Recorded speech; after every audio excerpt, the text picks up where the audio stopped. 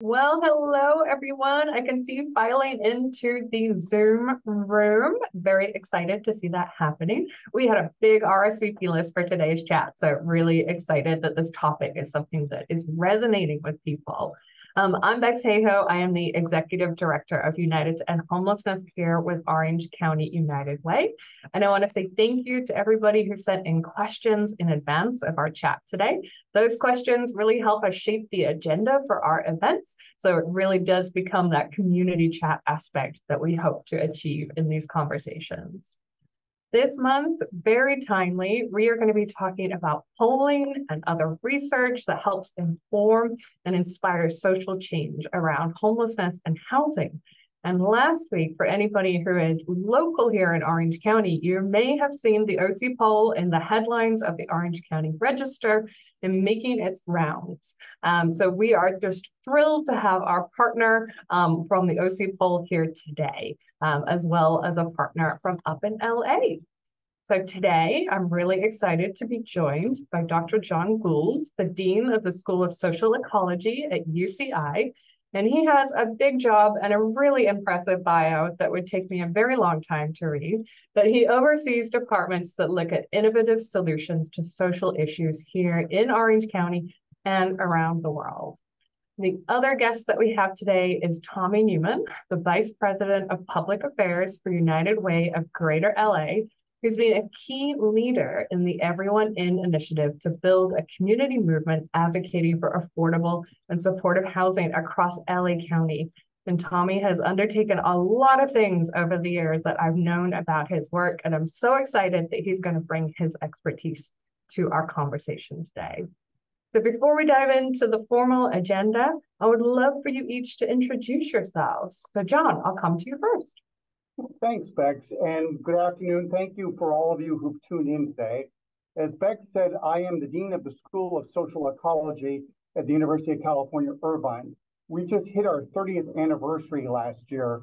The way to understand social ecology is that we seek to connect research and teaching with the needs of policymakers, practitioners, and the community. If there's an issue out there that affects the quality of life, we work on it, but we don't just study social problems. We seek to solve them. And we do that by collaborating across fields and partnering with those outside of the university. So thank you, Jon. Tommy.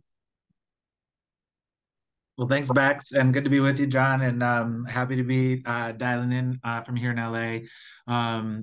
My job at United Way is to help create the public and political will to end homelessness in LA County, because we know that without public and political will, without an understanding of the challenges and the solutions, we won't be able to generate the resources, change the policies, mobilize support in communities across this county. And so that's what I've been working on for about 6 years here. Before that, I was at LA City Hall. And before that, I was working in DC on Capitol Hill. So I bring sort of a political and policy approach combined with political campaigns approach to this work. So I'm afraid to say that you and I both have a DC connection. So I don't know if that'll help us or hurt us here today. We'll find out. We'll find out.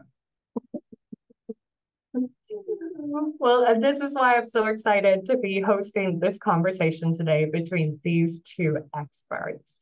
So as I mentioned earlier, UC Irvine just restarted their efforts at a public opinion poll for Orange County.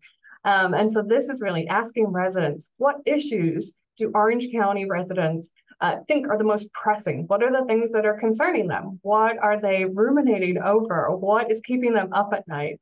As well as asking them about potential responses to those issues that they might support. So Jon, can you give us more information on the background of this poll and some insights into what you found? Certainly. So those of us who've been here a while, and I actually somewhat new, but those who've been here for a while know that over the last, say, 20, 25 years, Orange County has grown so substantially that at this point, it would be one of the 6th most populous counties in the country. In fact, if Orange County were a city, it would be the 3rd largest. It's also one of the very few truly purple counties in America, a place where the left and right not only live side by side, but they have to find ways to collaborate to get things done. And as the county has grown, its leaders need reliable methods to track and analyze residents' concerns, their views, and their priorities, we think, on a variety of pressing issues, so that leaders are not forced to rely on either anecdotal understandings or the feedback from that handful of people who show up at city council meetings. So at UCI and the School of Social Ecology, we see ourselves as Orange County's hometown research university, and we can assist by providing credible, objective information through our launch, or we should say the relaunch of the UCI OC poll. This is something we had in the 80s and 90s, and we have relaunched it just last week. I need to underscore, this is not political polling, but it's an opportunity to provide reliable data on key issues that will influence future investment, business activity, and will help to direct community operations in Orange County. And we're trying to use leverage our role here to engage leaders in business, government, and the community to discuss and apply the findings from the poll. So we want to help ensure that these results are put into action. This is not merely an exercise to describe what Orange County residents believe, but a collaborative project to help bring leaders together to help address pressing issues. And in that spirit of collaboration, we have been delighted to partner with United Way and its United to End Homelessness campaign on this first iteration of the poll, which focuses on homelessness and affordable housing. Now, Bex, you've asked for some of the most important takeaways from the poll. Let me start off by citing 4 of them. So first of all, asking residents across the county, by far, homelessness and the lack of affordable housing were the top 2 problems identified by Orange County residents. In fact, these were mentioned between 3 and 4 times more often than the next closest problems. These are the top 2 priorities on OC residents' minds. Number 2, a majority, it's 55% of residents, know someone who has been homeless. And the prospect of becoming homeless is real to many Orange County residents. 20%, that is 1 in 5 residents in Orange County who are homeowners, have worried in the last year about their ability to pay their mortgage and the risk of foreclosure. Even more troubling among renters, 52%, half of renters in Orange County have worried in the last year about their ability to pay rent and their threat of eviction. So half of renters, 1/5, 1 out of every 5 homeowners has been concerned about themselves potentially becoming homeless. So that's the second thing. Number 3, there is wide agreement across the county to commit resources to address homelessness. So for example, 85% of residents support a bond issue. Now, a bond issue means a tax increase to reduce homelessness. And this is true across gender, age, political affiliation, wherever people live in the county. For example, 94% of Democrats and 80% of Republicans in the poll supported a tax increase for a bond issue to address homelessness. But apart from the bond issue, there are large majorities to support up to 8 different kinds of policy interventions, from building long-term housing to increasing mental health services. Finally, I should say that Orange County residents see homelessness and a lack of affordable housing as problems we must solve together. People are uniformly opposed to the idea of simply sending the homeless away to other counties. Instead, they look to the county board, to city councils, and in partnership with nonprofits, religious organizations, and even large companies to try to solve the problem. So people see the problem, they interact with the homeless, they are worried about potentially becoming homeless, they are supportive of a number of possible policy solutions, and they believe the time is now to get it done. Thank you, Jon. You did a fantastic job of taking a very comprehensive report and bringing that down into a couple of minutes. So thank you. And I know in the chat box, there are links to the report if people want to be able to access that. And Tommy, I'm really curious, you're outside of Orange County. Did anything stand out to you from those results? I'm really curious, fascinating results. I'm curious how they've shifted since the 80s. my hunch is that housing and homelessness were not the #1 issues in the 80s. And so that's, I see Jon shaking his head no, and I'm sure Jon will have a chance to jump in more, but like, that's fascinating to me. I think that the perception is that homelessness is an LA problem out there. And so this is why this research is so important, because what we all hear in our social circles, or what we hear when we're talking to our colleagues or our friends and family, is not always representative of what larger sort of cross-sector, cross-cutting representative samples of the county's population look like. And so I think that's why research is so helpful. We do it all the time here at United Way, various forms of focus groups, quantitative polling, because it surprises people, right? We actually, one example that I can give you, and I'm really curious how this would shake out in Orange County, is that 55% of LA County voters believe that we can end homelessness, full stop. That's not what it feels like in the media. That's not what it seems like in some of our conversations day to day. It's not what it seems like when we see tens of thousands of people sleeping on the streets. And yet that hopefulness is still there, and it's not all completely overtaken by cynicism. And so what this tells me is that research is critical to understand what people believe in a more representative way. And that, residents of Orange County do believe that this is a real challenge, do believe that this is at the top of the list and needs to be addressed. And that's powerful. And that's probably counter to some conventional wisdom out there. Thanks, Tommy. I'd love to hear a little bit more and kind of really lean into what has the process been like up in LA around listening to different communities and then applying that to the work. Yeah, I mean, I think, and this is why your research, Jon, is so important. It starts to create a baseline. It starts to create a set of common facts. It creates a sense of possibility.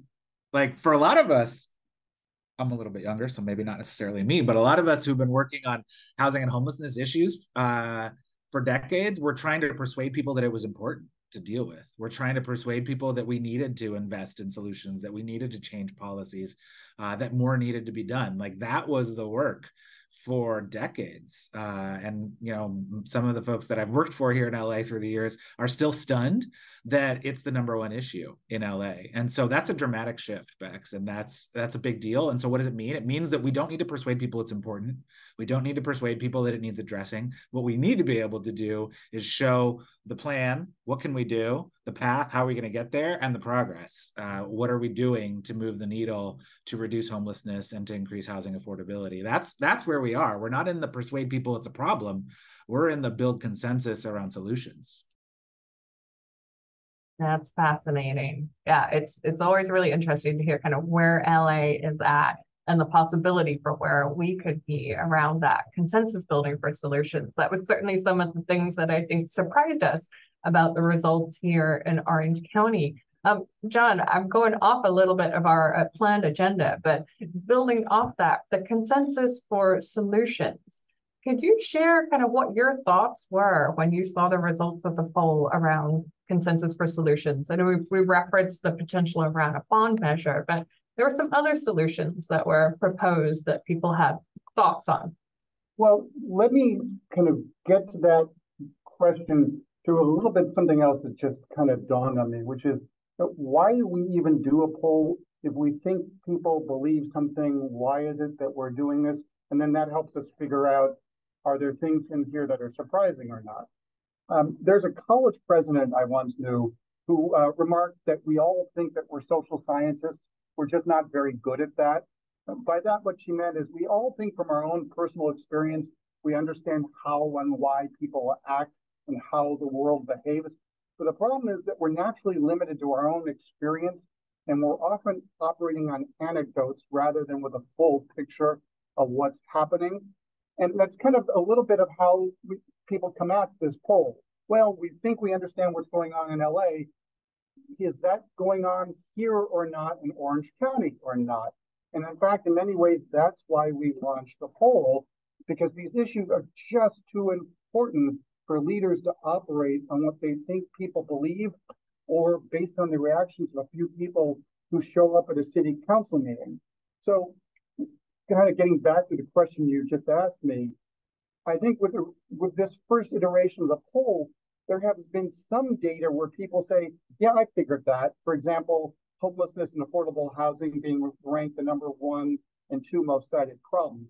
I would note that to me, it's interesting that homelessness was cited number 1 from basically Irvine on north in the county. Affordable housing was cited number 1 as Irvine on south. But in each situation, the other one was number 2. So that is, I think, an area where people said, yeah, I kind of figured that. But there have been some findings that really shook some assumptions. For example, as I said, the percentage of renters who are worried about eviction or the broad support for a bond issue. And back to something Tommy said earlier, this is different than the 80s. I don't have the data in front of me right now, but the fact that these issues are so salient, that's a big change. I think another thing for people who've lived in Orange County for a long time that has changed is that people are supportive of spending tax dollars, their own tax dollars, to be able to address these problems. The last thing I would say about the polling data, about what's really unique about it, is that it helps people understand that they are far from alone in identifying problems or prioritizing solutions. And I think that provides power and motivation for further action. And we see this from our perspective in our partnership with you, with the United Way and United End Homelessness, the campaign, because we see then leaders coming together to discuss the results and plan how they're going to move and how we can all move the ball forward. So I think that in many ways is the real beauty of doing something like this right now. Thank you, Jon. And Tommy, you've been able to take polling results and turn them into tangible actions. And so I'm aware of some of the incredible things that have happened as a result of, the polling work and the community mobilization. But for anybody who's watching, could you provide, an example or two of what this has looked like in reality up in LA? Yeah, so critical. Early on, and this was about 6 years ago, I still am stunned that homelessness and housing are 1-2 in Orange County. I just that's quite a finding. They're 1-2 in LA. Although affordable housing is significantly, if you ask people to rank by priority, and then if you look at extremely important, the affordable housing one is usually 10 to 15 points behind homelessness. So we still have work to do. And this is what's so important, Bex, connecting the dots between housing and homelessness. There still is a fair amount of a widely held belief out there that substance use or mental illness are primary causes of homelessness. But there's just so much data that shows that it's the cost of housing is the primary cause of homelessness. And those are contributing factors. They certainly can be.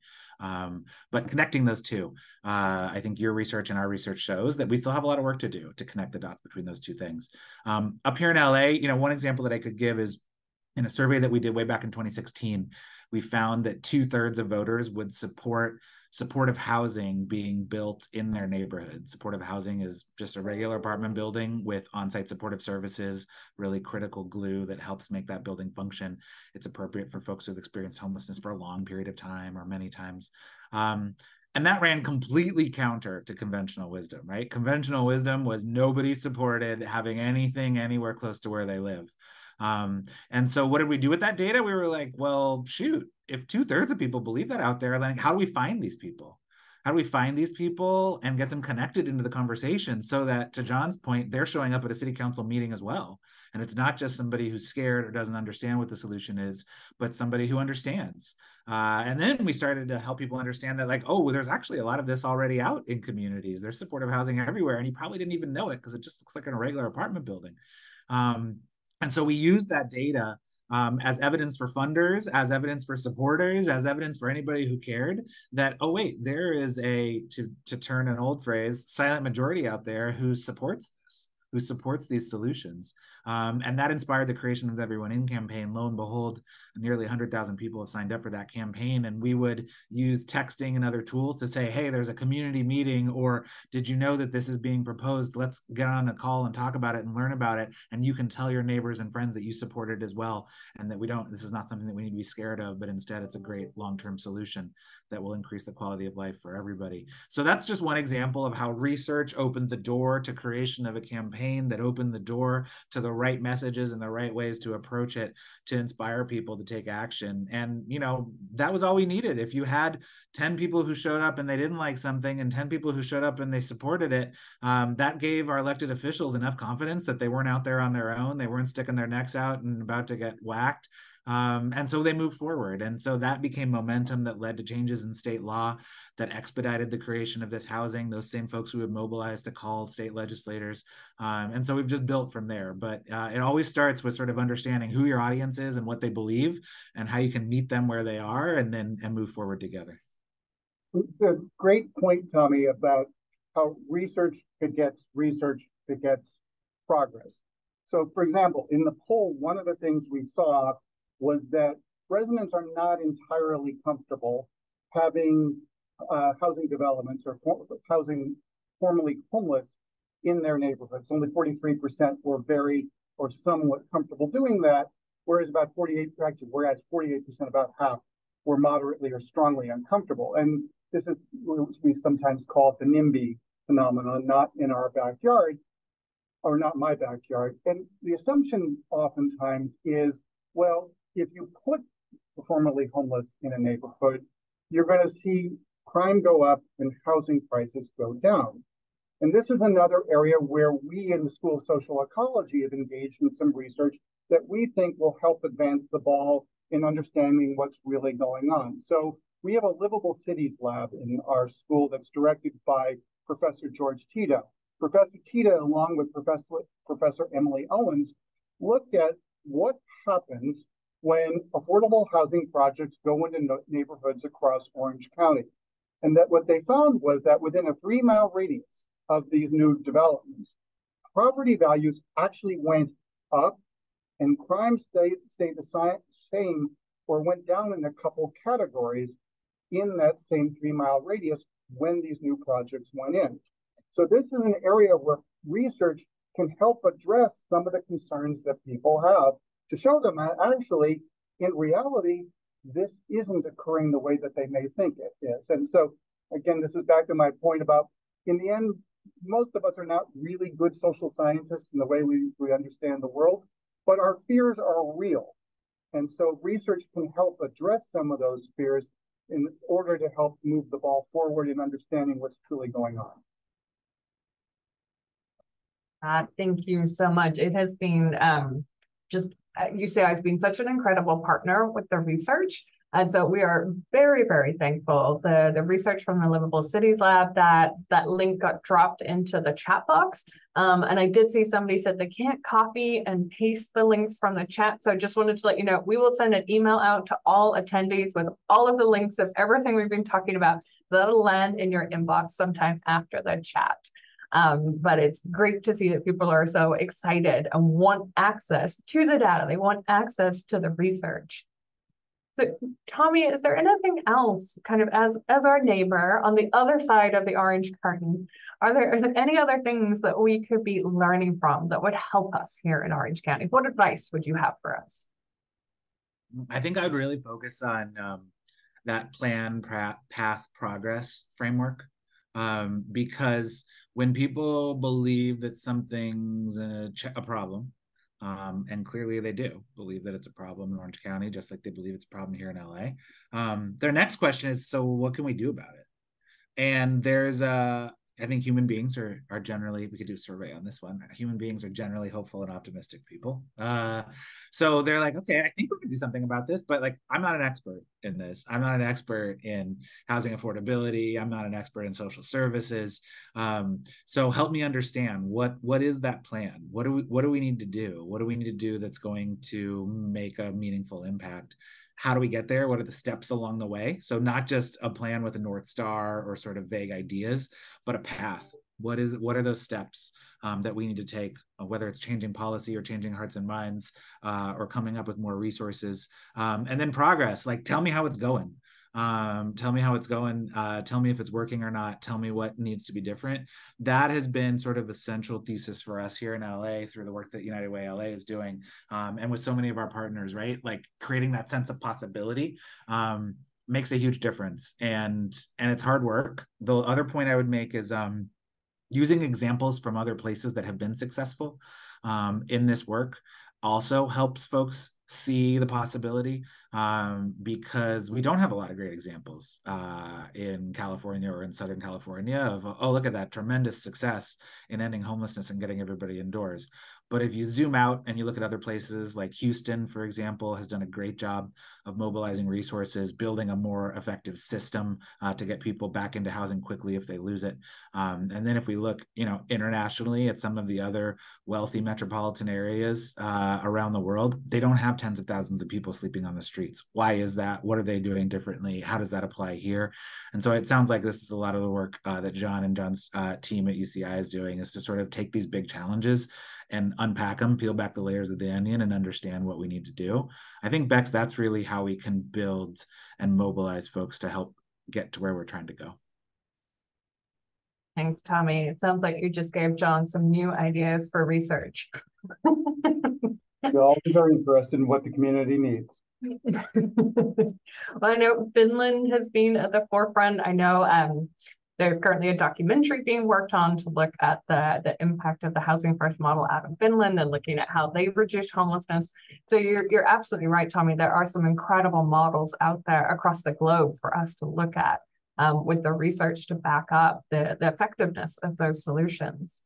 We are right up against the clock here. So Jon, I want to come over to you. Is there anything that you didn't get to talk about yet that you want to make sure you say to people who are attending? So I want to just talk just a moment about the reliability of the poll, because there's been some doubts about polling since 2016, but this poll is a poll that used multiple methods to reach residents and relied on a sample that's 2.5 times larger than many other pollsters use. So I would say another way to understand this is these are reliable data that reflect what people across the county actually believe. We've also been able to show in this poll how different groups by race, ethnicity, gender, geography, how different groups of people in the county responded. Remarkably, most of these differences were relatively small. Now, I'm an educator and a researcher. I'm not a political consultant. But if I were, I would tell elected leaders in the county that residents deeply care about the problems of homelessness and a lack of affordable housing. They are open to many approaches, but they are expecting the Board of Supervisors and city councils to take the lead here. I think this is a situation where residents are telling leaders that inaction is not a viable option. Thank you. Powerful last words from Jon there. Tommy, same question to you. Anything that you want to make sure our attendees hear from you? Yeah, I mean, I think the sense of hope and possibility that this is a solvable challenge, that, all we need to do is look at, for example, veteran homelessness. Veteran homelessness has been decreased by more than 50% nationwide over the last decade. How did that happen?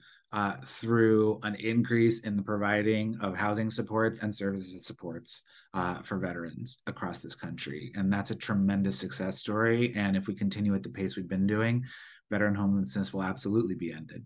How can we bring those same learnings to what we're trying here? We need more resources for housing. In this country, only roughly 2 in 5 of people who are eligible for any assistance with rent get it. Imagine if that was the case for food, for example. That would be shocking and shameful. And we need to increase the provision of services.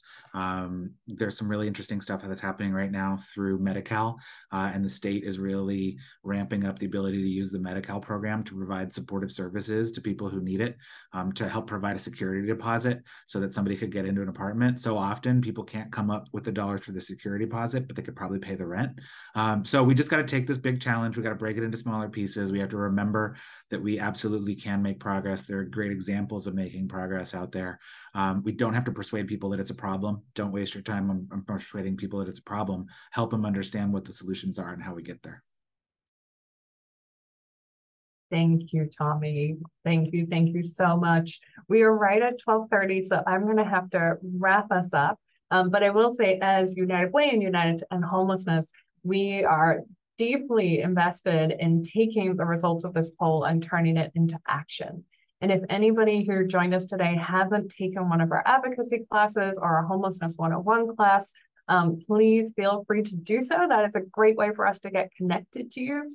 If you're really fired up after today's community chat and you want to know how to get involved, let us know so we can connect with you more on a one-on-one basis. I feel like we could have kept this conversation going, and I feel sad to have to bring it to an end, but I just want to thank everybody who came to join us. It took 30 minutes out of their day to be a part of this. And Jon and Tommy, thank you so much for coming on, for sharing your expertise and offering your insights.